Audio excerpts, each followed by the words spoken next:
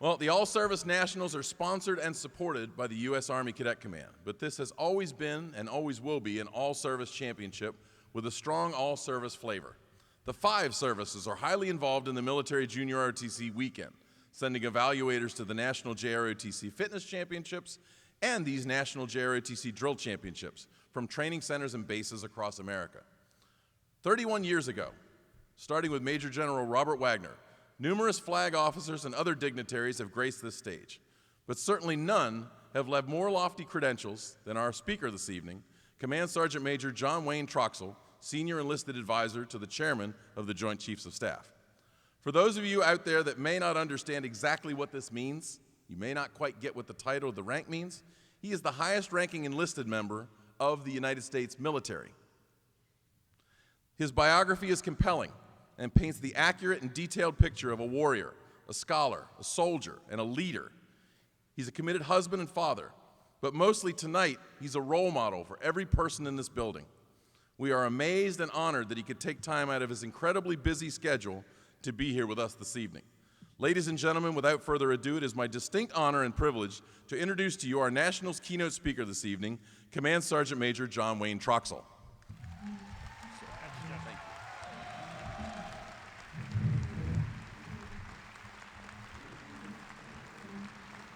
Thank you very much.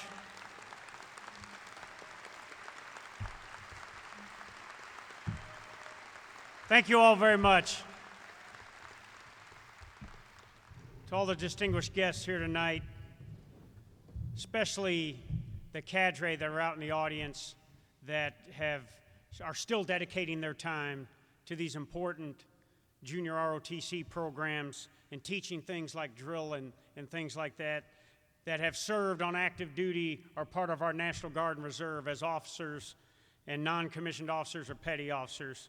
Thank you all for continuing to give back to these young men and women and providing them the purpose, motivation, and direction they need to move forward with your life. Thank you. We can give them a hand, yeah.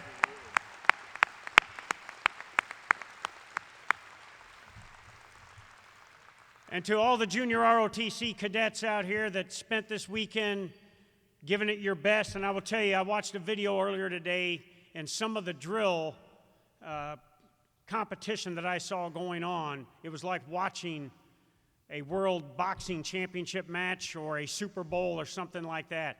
The level of competition and the precision and discipline was just awesome. So give yourselves a hand for a job well done this weekend.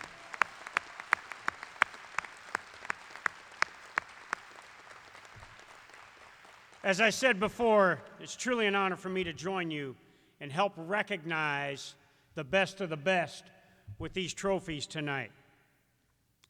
The young men and women who serve and participate in junior ROTC embody the values we in the U.S. Armed Forces hold so dear. Your hard work and commitment to excellence is a shining example to your fellow students. Thank you for honoring all of us that wear this uniform and serve on active duty.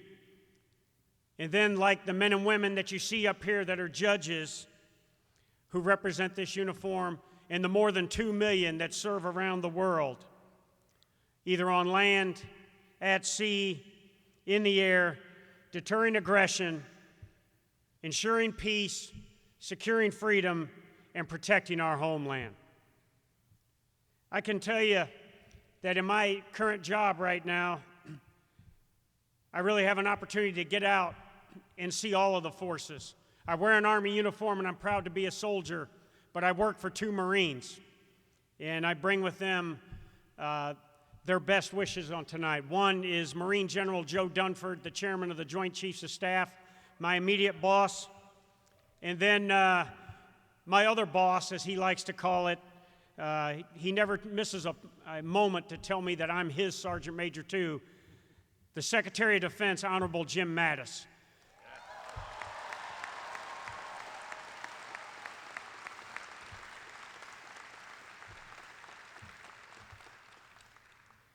And what I do for those 2 gentlemen is I advise them on all matters involving the Joint Enlisted Force of the Department of Defense. That means all of the services and all of the components. And as I travel the world to see the troops, I gain the pulse of the force for Secretary Madison, General Dunford.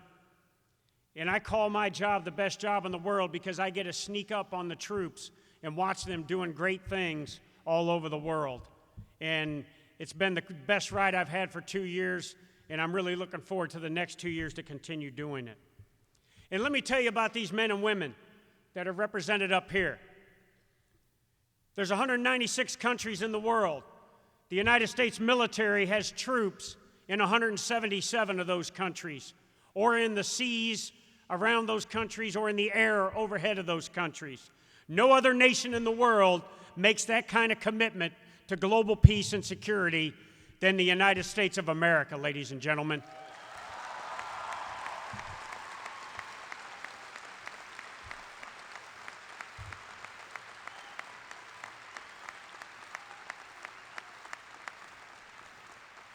We are the most sought-after ally and partner around the world. And any nation, state, or non-state actor that wants to rise up and be a threat to our homeland or to any of our partners or allies' homelands won't just face one of those nations. They'll face the collective group of those nations that say, we will not let you impinge on our freedoms and our way of life.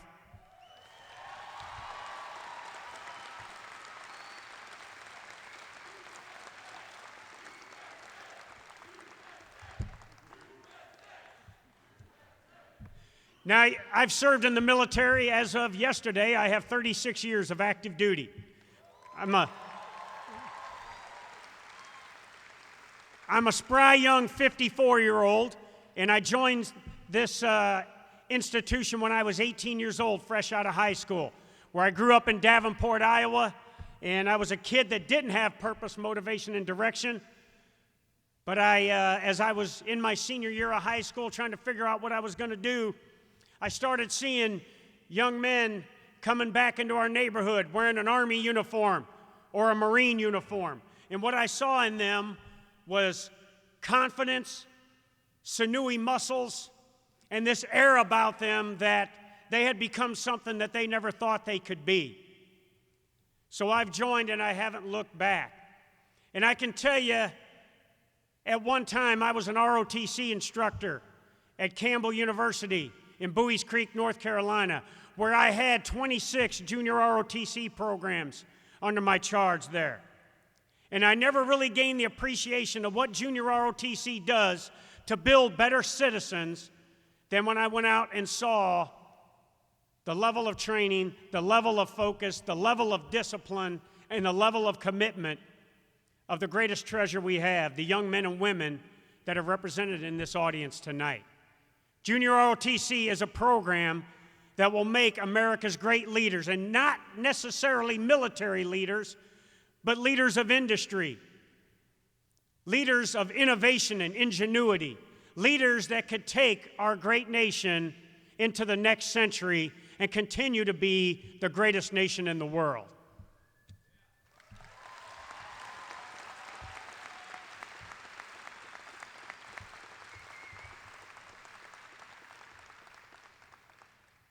Now, I have to tell you, the world isn't a simple place.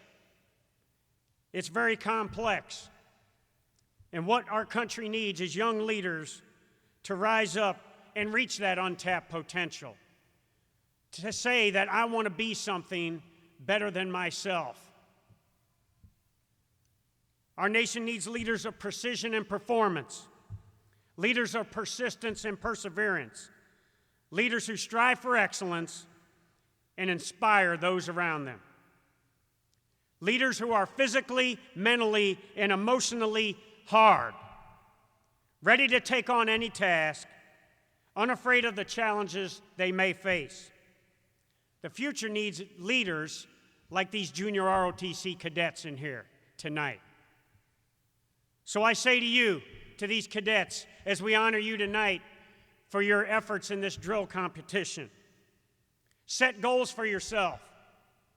Remain focused, remain disciplined, and set a path for yourself as you move forward, that every day you're going to be a better person, you're going to be a better brother or sister, you're going to be a better son or daughter, but you're going to make a productive person out of yourself that will allow us to continue to have the greatest nation on the world. I challenge you to continue to do that. So in closing, I want to say congratulations to all of you out here. I want to say thanks to Justin and Samantha for your hard work putting this together. I can tell you I've only met them for a couple hours now, but I can tell that they are truly passionate about making this a great event, and I thank you all for your leadership in getting after this.